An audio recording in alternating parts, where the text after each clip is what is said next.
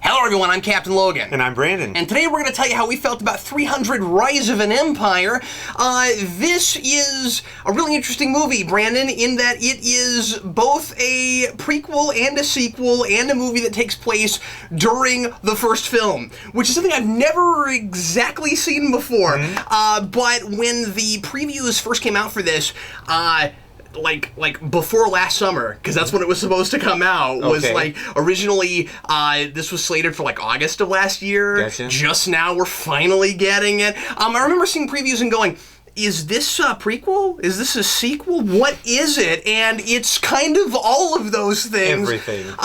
Basically, really simple. This movie takes place again, kind of before and after everything that happened in the first movie, but it's primarily centered on what was going on while the 300 was getting killed by the Persians, and it's dealing with the Athenians going up against another group of them. While you're watching 300, was anybody wondering what was going on at sea?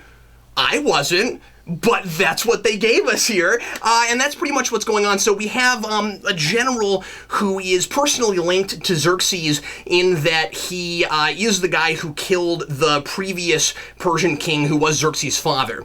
And that's why he's important, and that's why he's getting to lead the Athenians up against the Persians again during the whole thing with 300. There's a lot of overlap, and I think kind of a few actually kind of cool moments of overlap, but we'll talk about that.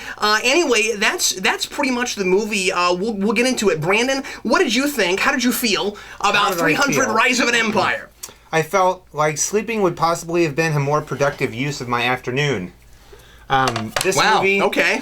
My goodness. Yes, my goodness. That's harsh. Wow. I saw 300 for the first time just very recently, just a few days ago. Just to prepare for seeing this. Just to prepare for this one. I was actually, not having seen the first one, I was kind of getting excited about this one because it looked really interesting to me. But then I saw and if you haven't seen 300, that aesthetic immediately, makes you want to see it. That drew me to it, similarly to what drew me to Sin City when that came out.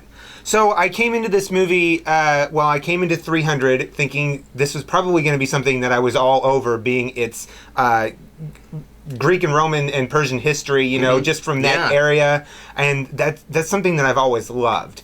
Well, I saw 300, and I wasn't floored, I wasn't ultimately truly disappointed, but I was like, but you weren't in love with it. I wasn't in love with it, but at least I could get behind some of the characters in 300. In this movie, my least favorite aspect was I couldn't get behind a single one of these guys. I really couldn't feel for them.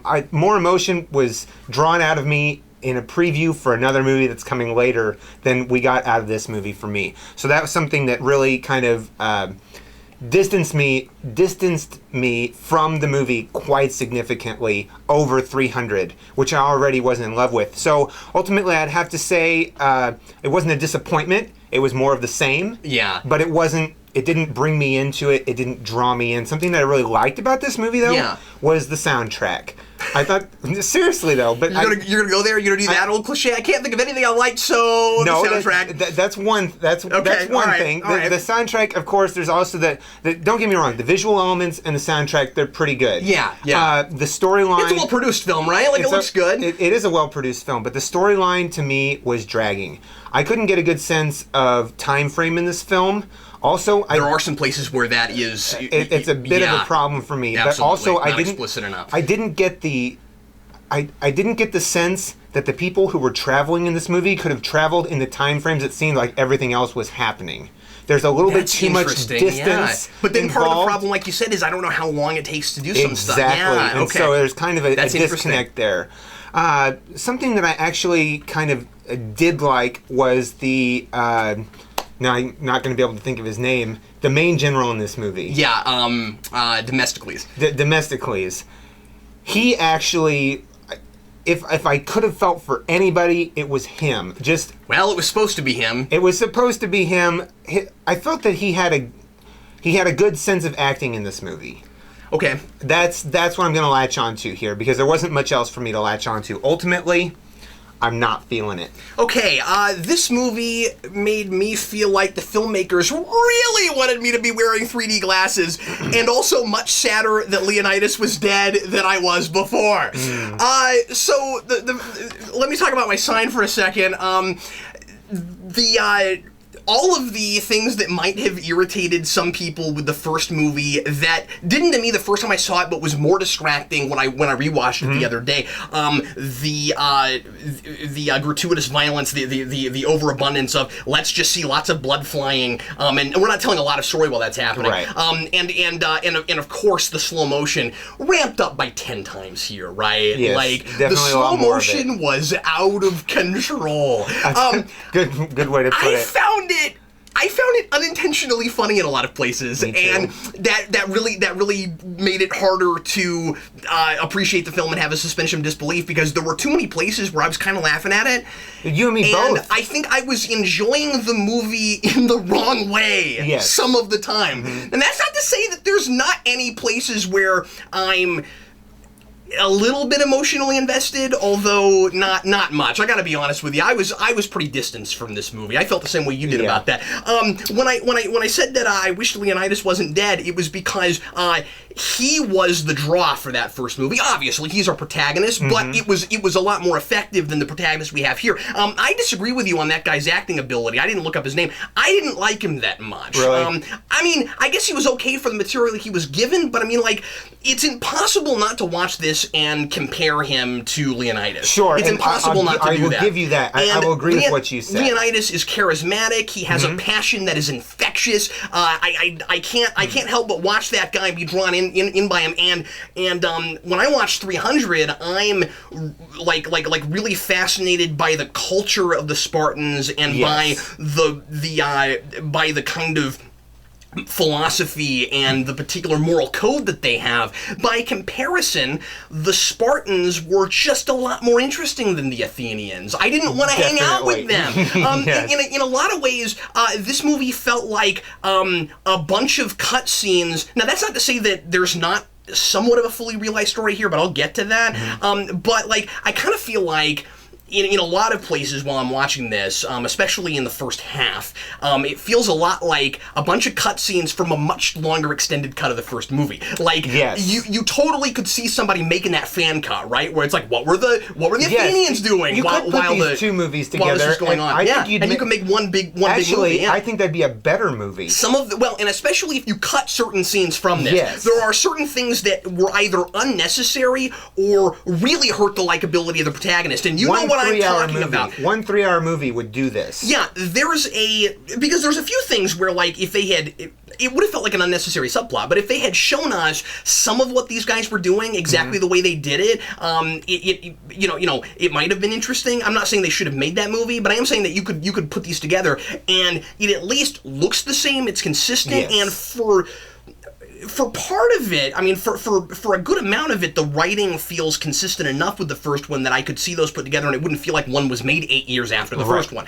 On the other hand, as a piece on its own, it's draggy. Like you said, it is padded to the max. They're like it really feels like there's just not enough material here for a whole movie. Now, you could make that case with 300, that it's such a simple story that with the action and stuff, they've got to kind of pad it, but it has a particular pacing. I feel like this is sort of all over the place. It gives us some of Xerxes' backstory.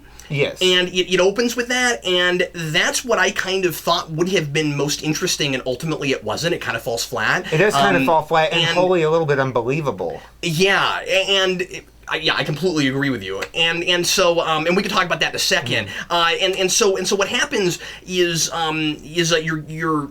you're following, in the first movie, you're following Leonidas, and it's primarily his movie. You will occasionally jump over to the bad guys, but what I liked about what they did with it there was that Xerxes is such a mysterious kind of character. He's really grand and larger than life and scary, and like the less you see of him, the more scary he is. And they don't show you a ton of him in this, but the main general of the Persians, who's a girl that kind of brings Xerxes to the throne, and she's kind of interesting. I actually think she's the most interesting character in the movie. And but the thing is, because we have so much screen time with her, I sort of feel like the Persians lose that mysticism about them. They do kind of lose that mysticism. And for me, I had to keep reminding myself that this was going on at the same time that 300 was going on, because I kept thinking to myself, like, is this going on before or after? I'm like, no, it's going on right before it. I didn't have that problem because they gave us a lot of clues. And they it was did give nice us a lot of clues, and they said it. And in fact, not just clues. There are a lot of things where they are directly referencing major sequences from the first movie. Absolutely, but once you get past a certain point, you know just where you are. True, but I didn't feel like it was cohesive material without having seen it. Well, I agree with that, but that's a moot point, I think, because I think that it's expecting that you saw the first one. I don't think all. No, it's not. Okay, not exactly where I'm at. What I'm saying is, without seeing it inside this movie, having it be its own movie, that's where it pulled me out. That's where I had to keep reminding myself. I'm going to somewhat disagree with you on that being a problem. If you're saying that's a problem, just because I feel like we're not ever jumping to Sparta without an Athenian there. And so it's like all of the stuff like around what the events in 300 without actually getting the without actually getting the Spartans or Leonidas, unless one of the Athenians is actually there. Okay. So if we can get in this guy's head, this is all he would get to see. You know what I mean? And by the same token, we when we're with Leonidas, this guy and his troops show up. And then Leonidas says, we're warriors and you guys are carpenters and stuff, and so we're better than you. And then they leave, and then we don't get to see what happens to them. That's a good point. I don't have that problem. I think that's okay. I think you're right. There is some places where I'm not sure how much time has passed. Right. I'll give you that. So anyway, as far as stuff I like, because I guess I've given you some criticism. I think, like I said, the female general is I think that is the best performance in the movie. I think she's quite good. And I think a lot of the naval combat is fun to watch, even though some of it's a little bit draggy, but it was kind of fun to get to see that because the first movie was all on land, and so now we get to go to sea, and so it becomes a naval movie, so there's that. So I mean, like, there's some stuff to recommend this. There is, the action, as you would expect, is good. There's just too much of it. It goes on too long. It lingers too much.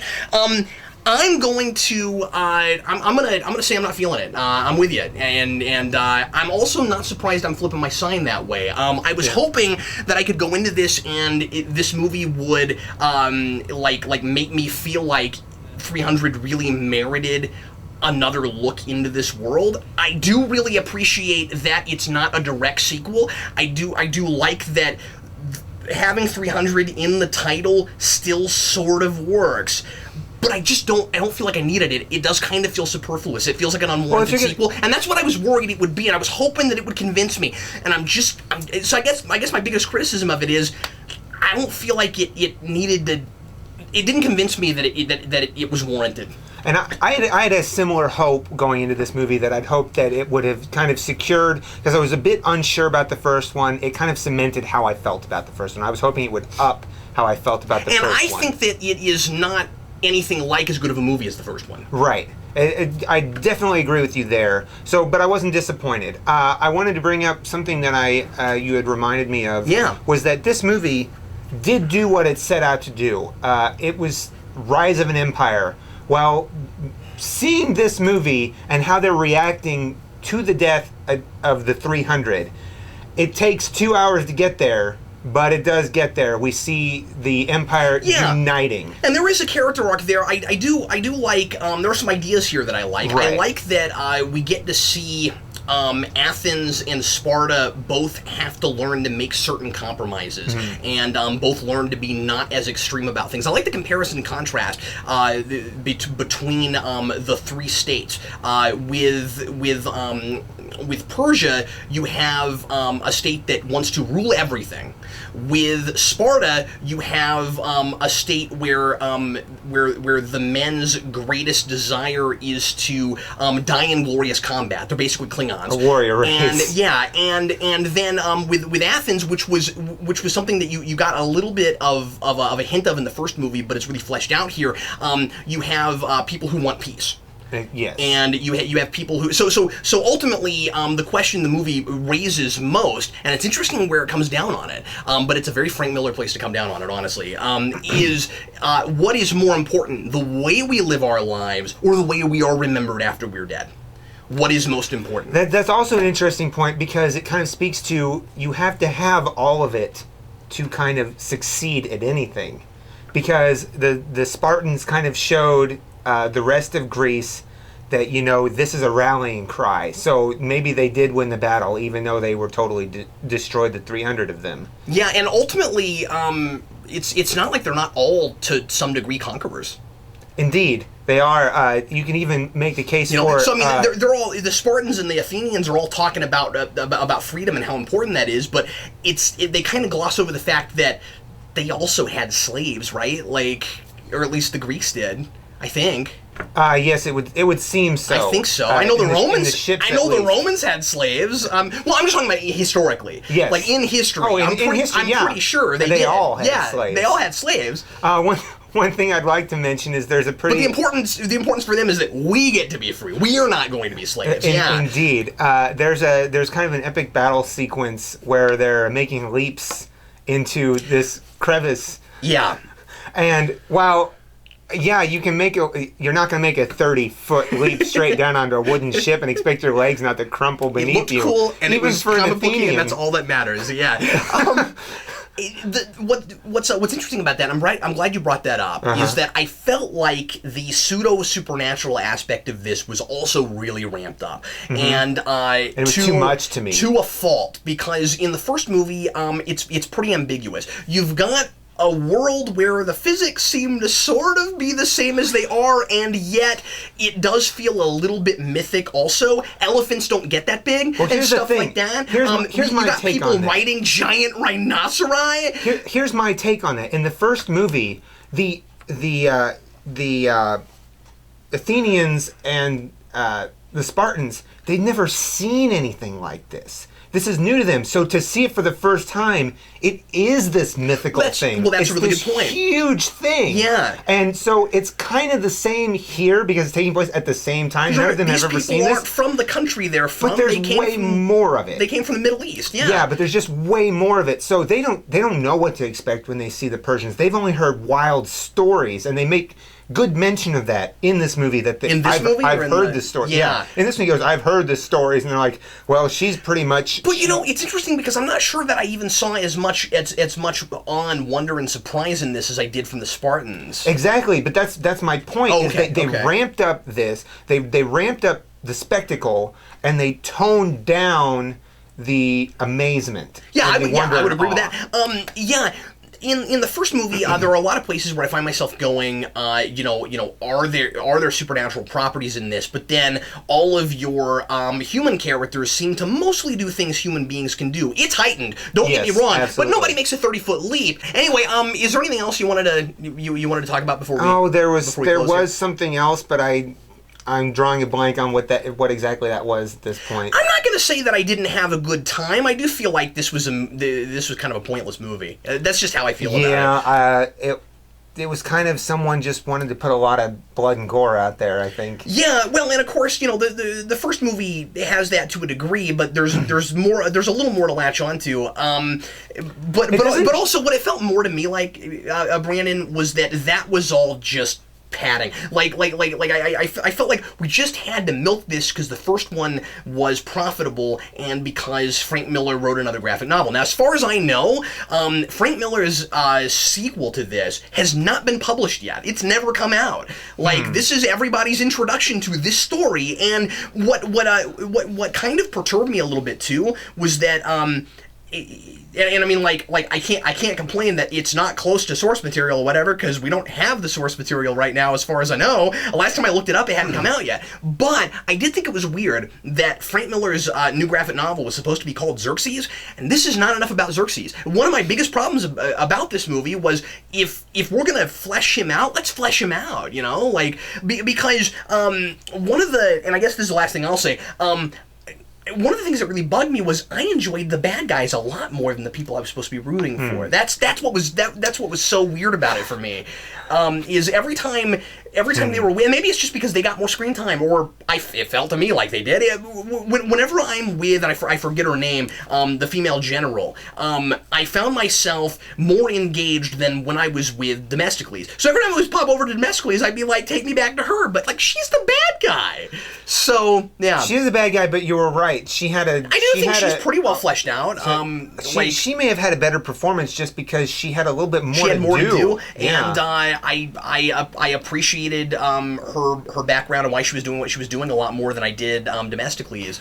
But anyway, I remember the other thing I was going to talk about. Ahead. There's a scene closer to the end of this movie, and by the way, this movie felt way longer than it actually was for me. Yeah.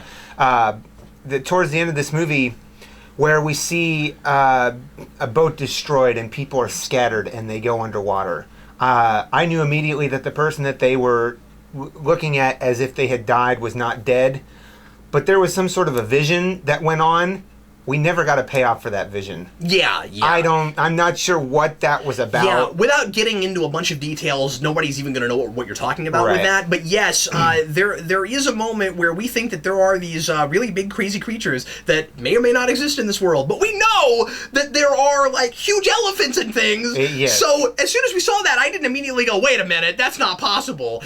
But then apparently it was a dream sequence, and I'm not real sure what it meant. I would need a second viewing. It might have been symbolically important, perhaps, or but not they didn't important, even mention it again. Well, something like that you don't necessarily have to call back to or pay off if it is somehow like reflective of a greater idea, or if it maybe like is the turning point right before a character makes a choice that propels their character arc forward. You know that could be. I don't mean that it is here, but that could for something else be like the moment that propels the opportunity for change for a character. And I don't want that spelled out. The payoff for something like that is seeing how he changes. But I don't feel like I saw that at all. I didn't either, but I wasn't looking for it. So if I saw it again, it might be one of those things. I don't want to straight up just dismiss it. Because like I did after we talked about it later. After when we were driving home, Mm-hmm. I did find myself thinking, if I really gave it some thought, maybe I could come up with something. But right off, it does seem kind of random. Let me know. Pointless.